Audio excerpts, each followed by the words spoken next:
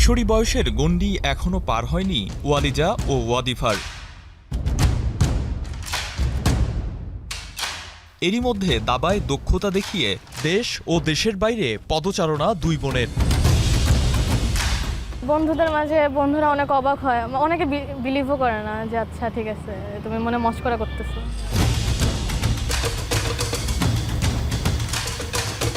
দুজনে প্রায় 10টি দেশের বিভিন্ন টুর্নামেন্টে অংশগ্রহণ করেছেন, কখনো বাংলাদেশ দাবা ফেডারেশনের হয়ে, কখনো বা পরিবারের সহায়তায়।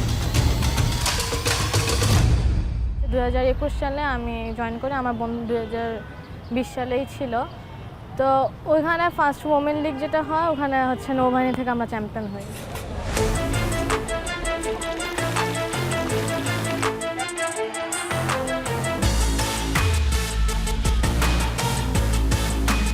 ফুটবলের শহর ইতালির মিলানে জন্ম, এরপর পরিবারের সিদ্ধান্তে দেশে ফেরা। পড়াশোনার বাইরে দাবার সাথেই সখ্যতা গড়ে তুলেছেন দুই বোন। জাতীয় পর্যায়ে চ্যাম্পিয়ন হয়েছেন, দেশের বাইরেও জিতেছেন পুরস্কার। দুজনের মধ্যে বড় ওয়ালিজা, যিনি ইতালিতেও অংশ নিয়েছেন প্রতিযোগিতামূলক টুর্নামেন্টে। দুই দেশের দাবায় পার্থক্য খোঁজার চেষ্টা তার কাছ থেকেই।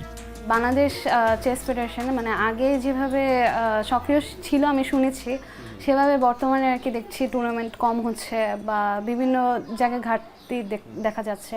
ইটালিয়ান চেস ফেডারেশনের দিকে বলতে গেলে ওনারা মানে অনেক টুর্নামেন্ট আয়োজন করে, বিভিন্ন ওনারা ইভেন ফেডারেশন আয়তাভুক্ত না হলেও বিভিন্ন ক্লাবে টুর্নামেন্ট আয়োজন করে।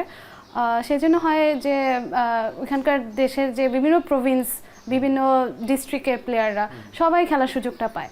তো পরে লাস্টে ন্যাশনাল যে প্রতিযোগিতা হয় সেভাবে আর কি এসে সবাই হচ্ছে সেন্ট্রালি খেলতে পারে। তো দেশে এটা একটু কম হয় আমি দেখি।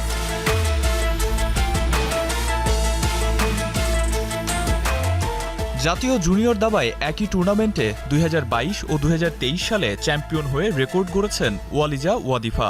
তাদের স্বপ্ন তাদের দুজনের মধ্যেই কেউ হবেন বাংলাদেশের প্রথম আন্তর্জাতিক মহিলা গ্র্যান্ডমাস্টার। সেটা নিয়ে আমরা আসলে স্বপ্ন দেখেছি যে মানে আমি অথবা আমার বোন, আমাদের মধ্যে থেকে কেউ একজন ফার্স্ট গ্র্যান্ডমাস্টার হবেন। প্রতিবন্ধকতা আছে, তবে সেই ব্যারিকেড ভেঙে দুই বোন এগিয়ে যেতে চান স্বপ্ন পূরণের পথে। আরিফুল ইসলাম সাহাব, এখন, ঢাকা।